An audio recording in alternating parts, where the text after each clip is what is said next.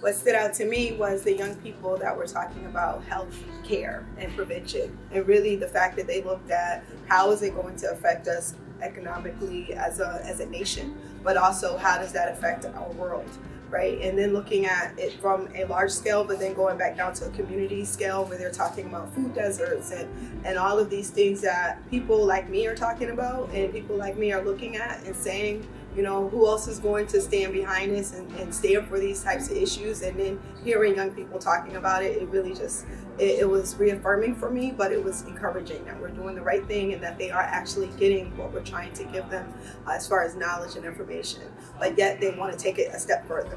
And there's a critical mass of that information that's missing from our communities.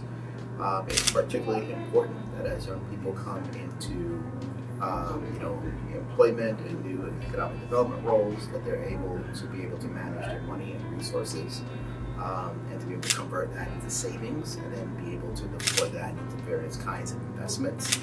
The intelligence of these kids bringing anything economically involved in the time and energy that they put into their projects and working together as a team, the teamwork.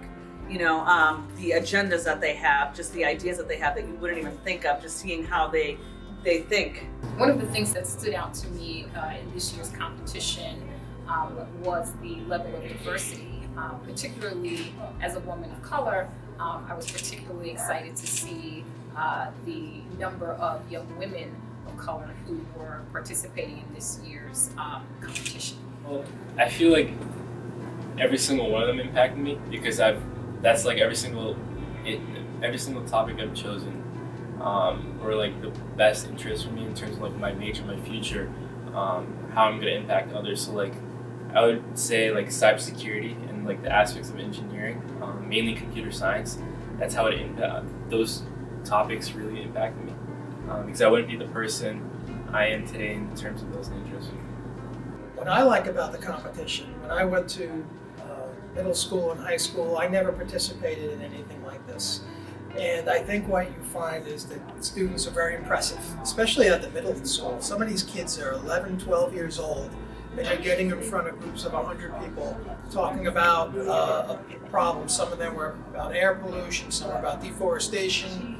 And then you see those kids, they get older and they become high school students, and then they do presentations that incorporate all the things that they learned, plus they're smarter, older, wiser now, and you see the development. These are great skills for people to have. Public speaking, learning about problems, coming up with solutions. It's great. I love to see it, and I'm happy that I'm able to help out a little bit and be a judge.